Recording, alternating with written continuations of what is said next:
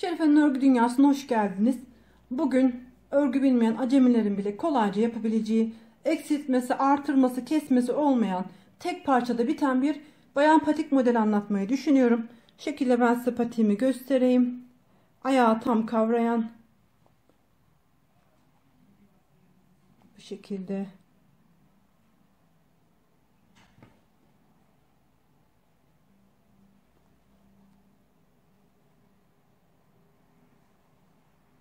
Ayağı tam kavrayan rahat bir patik modeli. Benim en sevdiğim yönü de herhangi bir eksiltmenin veya artırmanın yapılmadan tek parça halinde bütün olarak meydana gelmesi idi. Ben şekilde bir tane fiyonk ile süsledim. Öncelikle hazırladığım patik modelini ayak ölçünüze ayarlaması da çok kolay. Çünkü şekilde ensiz kısmından başlayarak ördüğümüz için ayağınıza ölçerek istediğiniz ölçüde yapabilirsiniz.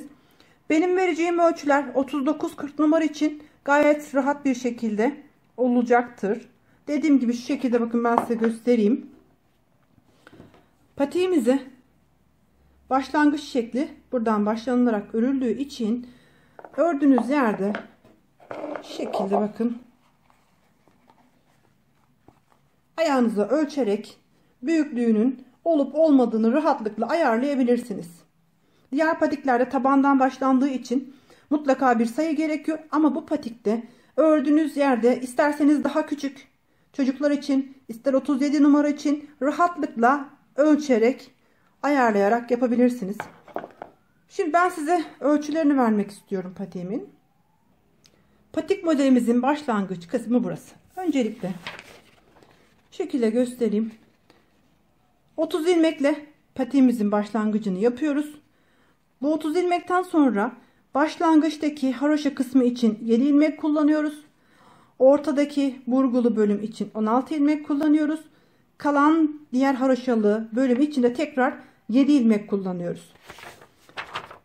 39-40 numara ayak için 49 santim uzunluğunda örmeniz gerekiyor. İpinizin ve şişinizin kalınlığı ne olursa olsun bu patik modeli için bakın 10 santim eninde örgü başlamalısınız. Bu başladığınız örgünün eni 10 santim olmalı. 10 santim eninde başladığınız örgüyü şöyle göstereyim. 39-40 numara için bakın 49 santim olarak örüyoruz. Bu patik modelini küçültmek için aynı şekilde 10 santim olarak başlamanız gerekiyor. Ayağınızı ölçerek 36, 37, 38 şeklinde istediğiniz uzunluğa gelinceye kadar örebilirsiniz. Dediğim gibi herhangi bir eksiltme veya artırma bulunmuyor. Sadece 30 ilmekle başlayarak yeterli uzunluğa gelinceye kadar örüyoruz. Daha sonrasında bu şekilde üzerine bir fiyonk yaptım. Bunu da 20 ilmekle başlıyorum. Şöyle bir parça örüyorum.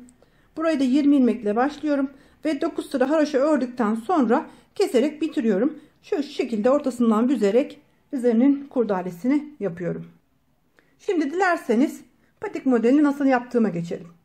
Örgüme başlarken önce 30 ilmek atıyorum şimdi.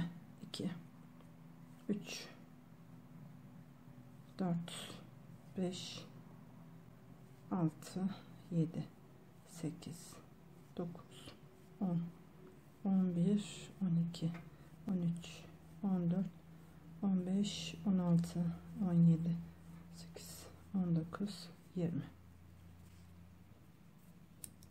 21 22 23 24 25 26 28 29 30 ilmeğimi şimdi attım. Ben video çekerken kolay örmek için 2 şiş üzerine attım. Tek şiş üzerine de atabilirsiniz. Şimdi örgümü çeviriyorum. Şu anda örgümün ilk yüzündeyim ve ön sırasındayım. İlmeklerimi ilk sırada bu şekilde sıra boyunca düz olarak örüyorum. Burayı hızlanalım. Çok vaktinizi almak istemiyorum.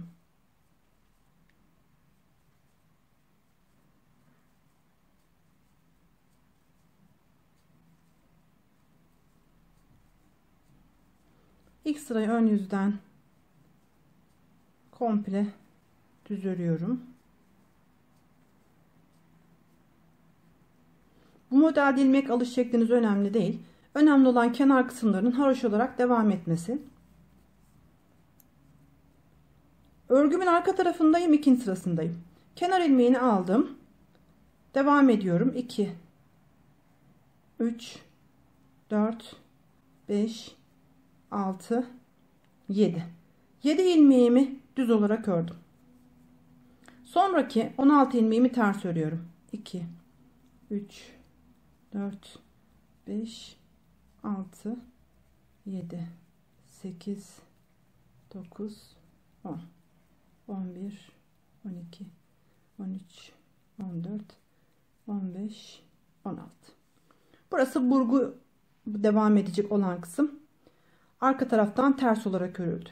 Kalan 7 ilmeğimi tekrar düz olarak örüyorum. 2 3 4 5 6 ve 7.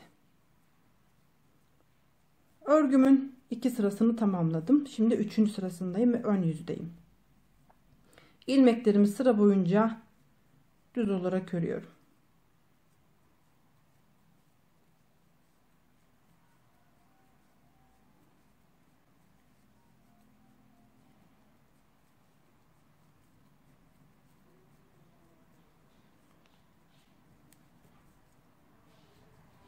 Düz olarak devam ediyorum. Hızlıca videoyu kapatmadan örmek istiyorum.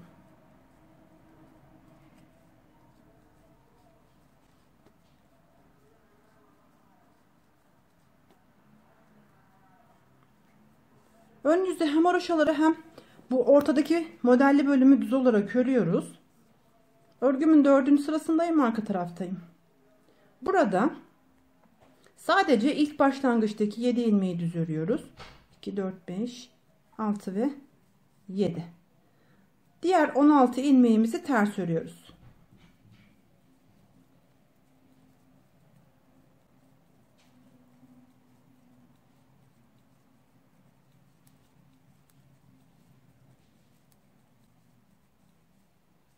Kalan 7 ilmeğimi tekrar düz olarak örüyorum.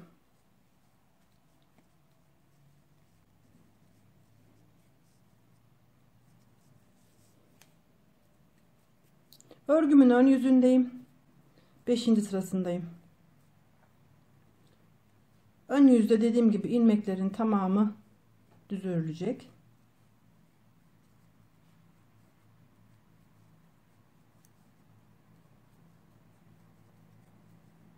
Hepsini sıra boyunca düz örüyoruz. Örgümün tekrar arka tarafındayım ve 6. sıradayım. Başlangıçtaki 7 ilmeğimi düz olarak örüyorum. 2 4 6 7.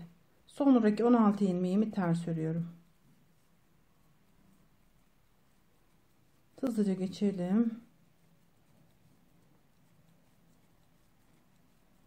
Bu şekilde 6 sırayı tamamlamamız gerekiyor. 3 6 7. Kalan 7 ilmeğimi tekrar haroşa olarak örüyorum.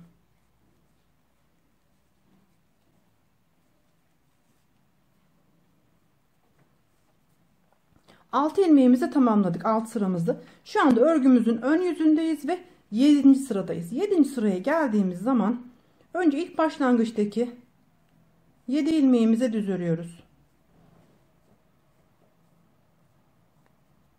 7 ilmeği düz ördükten sonra burada burgu işlemi yapmamız lazım.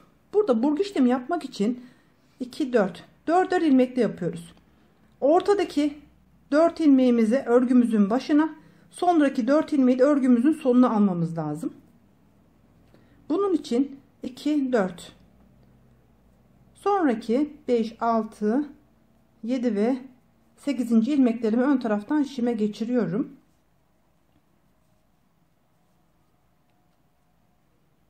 Başlangıçtaki ilk 4 ilmeği de arka taraftan diğer şişime geçiriyorum. Bu örgüde ortadaki 4 ilmeği önce baş tarafa, sonraki 4 ilmeği de örgünün sonuna almamız gerekiyor. Örgünün başına Bu 4 ilmeği geçiriyorum ve yer değiştirdiğim 8 ilmeği düz olarak örüyorum. Sonraki 4 ilmeğimi de örüyorum. Ve ilk 8 ilmeğimi örmüş oldum. Şimdi burada örgünün başındaki 4 ilmeği örgünün sonuna almamız lazım. Bunun için örgünün arka tarafından sondaki 4 ilmeği şişime takıyorum. Ve örgümün başındaki 4 ilmeği de ön taraftan diğer şişime alıyorum. Ve bu ilmekleri örgümün sonuna geçiriyorum. Hepsini şişime taktıktan sonra hepsini de düz olarak örüyorum.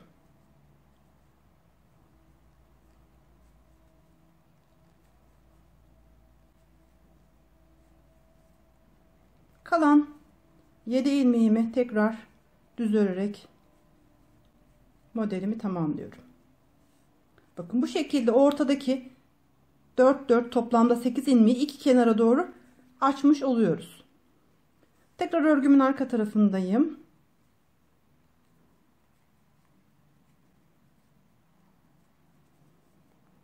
Örgümün şu anda 8. sırasındayım. Başlangıçtaki 7 ilmeğimi düz, sonraki 16 ilmeğimi ters olarak örüyorum.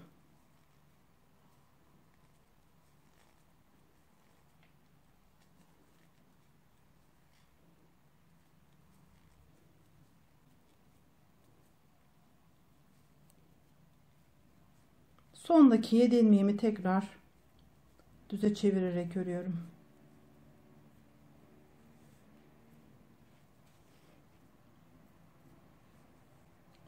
Örgümün ön yüzündeyim. 9. sıradayım. Başlangıçtaki 7 ilmeğimi düz örüyorum. Örgümün orta bölümüne geldim. Herhangi bir işlem yapmıyorum. Aynı şekilde ilmeklerimi sıra boyunca düz örüyorum.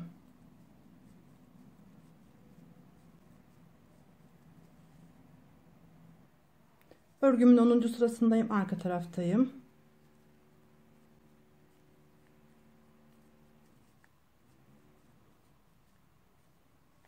İlk 7 ilmeğimi düz, ortadaki 16 ilmeğimi ters örerek aynı şekilde arka taraftan örgümü tamamlıyorum.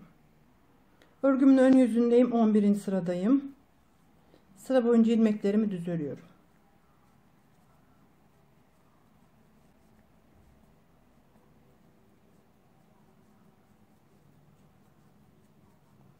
Bu şekilde devam ediyorum. Örgümün arka tarafındayım. 12. sıradayım.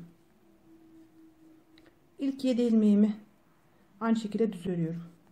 Bu örgüde başlangıçtaki ve sondaki ilmekler bitene kadar haroşa olarak devam edecek. Ortadaki burgulu bölüm ise ön yüzde düz, arka yüzde ters şeklinde bu şekilde devam ediyor. Tekrar örgümün ön yüzündeyim ve 13. sıradayım.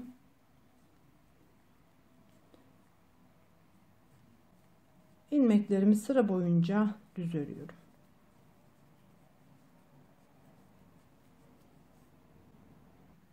Örgümün arka tarafındayım ve burası 14. sıra.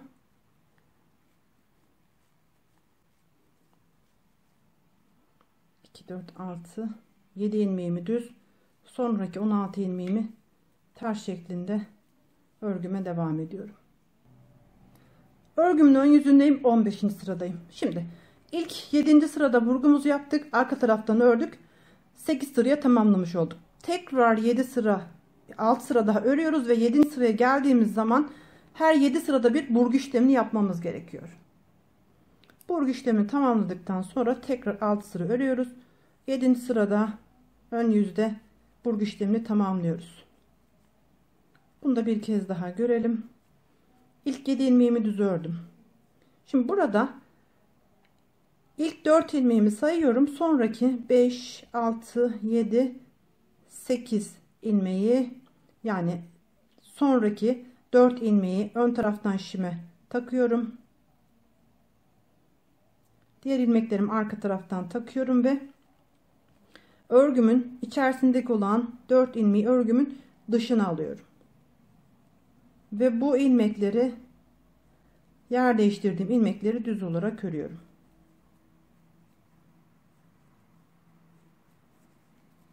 Aynı şekilde buradaki 4 ilmeğimi de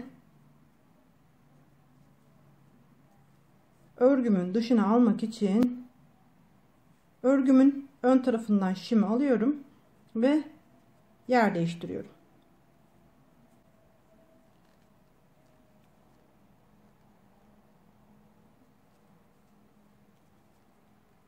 Sonra hepsini düz örüyorum.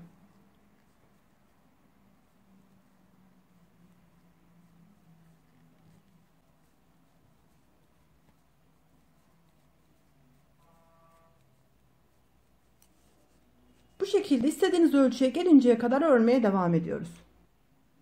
İstediğimiz uzunluğa geldiği zaman tekrar bakın, yeni burgu yapmak için ön yüzdeyim ama burada burguyu yapmayarak keserek işlemini bitiriyorum. Eğer burguları yaparken sırayı karıştırırsanız bakın, burası ilmeklerime yer değiştirdiğim yer. Buradan itibaren sayıyorum. 1 2 3 4 5 6 7. 7 sıra olduğu zaman hemen burgumu yapıyorum. Şu anda ben örgümü bitirdiğim için ilmeklerimin tamamını keserek tamamlıyorum.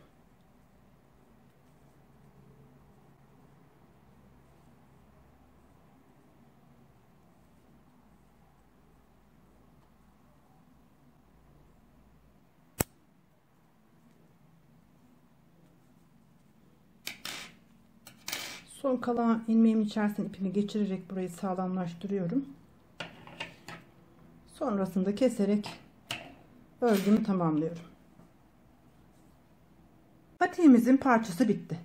Şimdi parçası bittiği zaman iki ucu, burası ön kısmı, ön kısmında iki ucunu üst üste getirecek şekilde birleştiriyoruz. Burada bir kenarından patiğimizi dikmeye başlıyoruz. Bu başlangıç kısmı olan kısa kenarından dikmeye başlıyoruz. Bunun için şu şekilde hemen iğnemle ilk başlangıcından geçiyorum. Bir kez burayı sağlamlaştırıyorum. Daha sonrasında bakın, içeride ilmeklerim var. Örgümün içindeki ilmeklerden dikiş kısmının çok kalın olmasını istemediğim için karşılıklı birer tane ilmeğe girerek dikiyorum. Özellikle patiklerin taban kısmında dikiş kalın olmaz ve ayağınız rahat eder bu şekilde.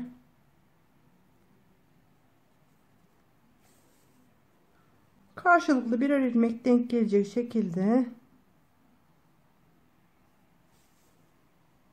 dikerek devam ediyorum.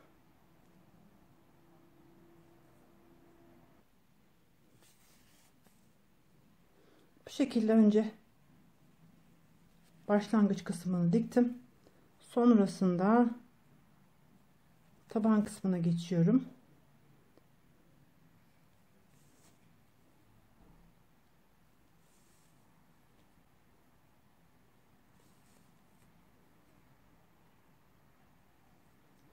Aynı şekilde taban kısmını sonuna kadar dikerek devam ediyorum. Patiğimin taban kısmını dikerek geldim.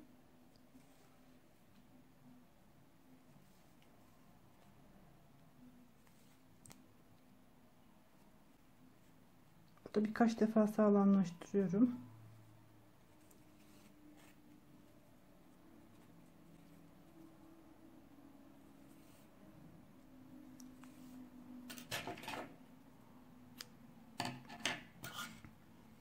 Şekilde çevirelim. Gördüğünüz gibi bu şekilde bir görünüm elde ettik. Şimdi hemen ayak mankenimize giydirelim.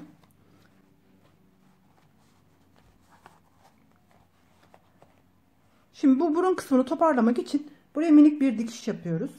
Şöyle göstereyim, önce şeklini anlayın. Burası arka dikişli olan bölümü. İkiye katlıyoruz. Şuradan orta yerini buluyoruz. Yaklaşık bir parmak kadar gerisinden hemen dikişime başlıyorum.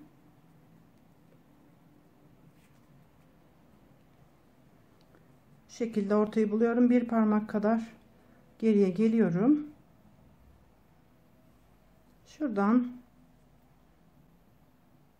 her telin içinden bir defa geçiyorum. Kenar tellerinin içinden. Burayı toparlamam gerekiyor. Burun kısmını oluşturmak için. Şöyle yapalım, daha iyi anlaşılır.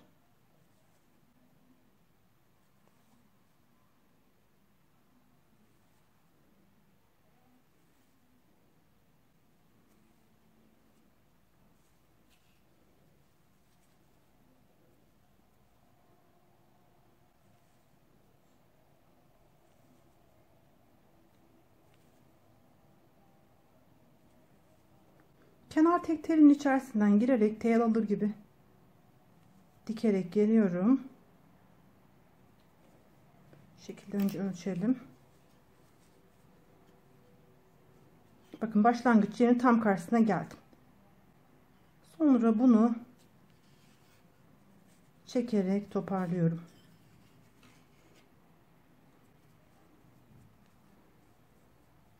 Çektikten sonra hemen örgümün başlangıç kısmından şu şekilde ilmeklerimin içerisine giriyorum.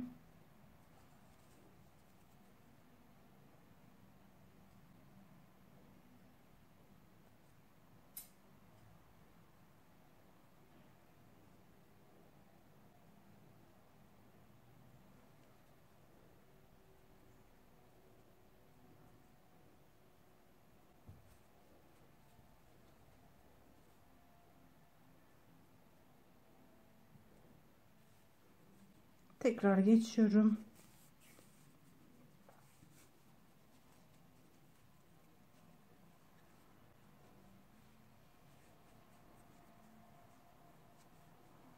Burayı toparlıyorum.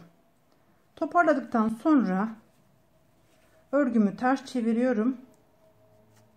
Burayı iyice sıkıştırıyorum ki toparlansın, yuvarlansın. İyice sıkıştırdıktan sonra önce burayı bir sağlamlaştırıyorum.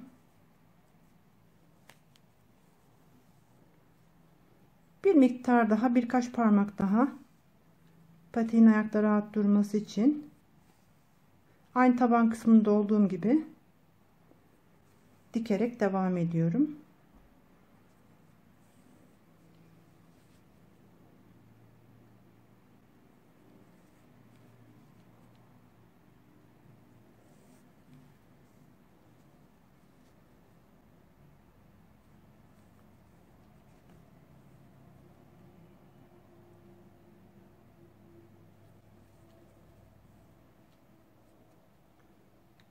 Burada sağlamlaştırıyorum.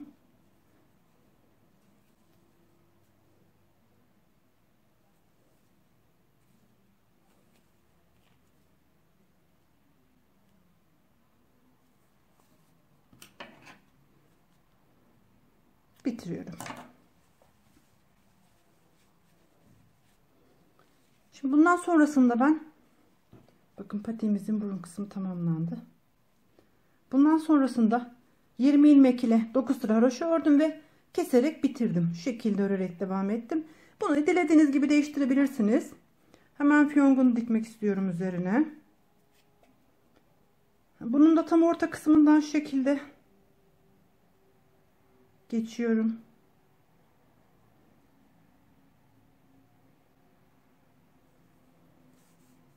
Arka tarafından geçerek sıkıştırıyorum ve birkaç defa ipimi doladıktan sonra, bakın, bu patiğimde sağ tarafa doğru yapmıştım. Diğerinde sol tarafı yatık bir kurdele olmasını istiyorum. Bu yüzden şekilde patiğimin üzerine bakıyorum ve alttan patiğe birkaç defa geçerek sabitliyorum.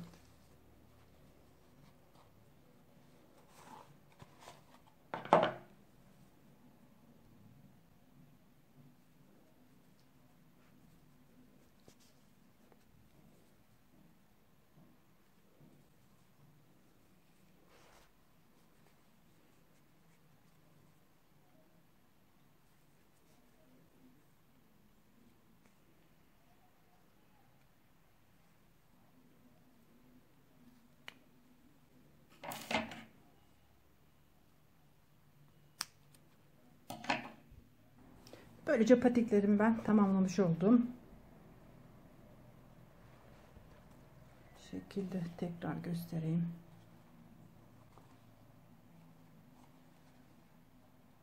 Burun kısmı bakın çok muntazam bir şekilde dönüyor. Ayağınız rahatça kavruyor.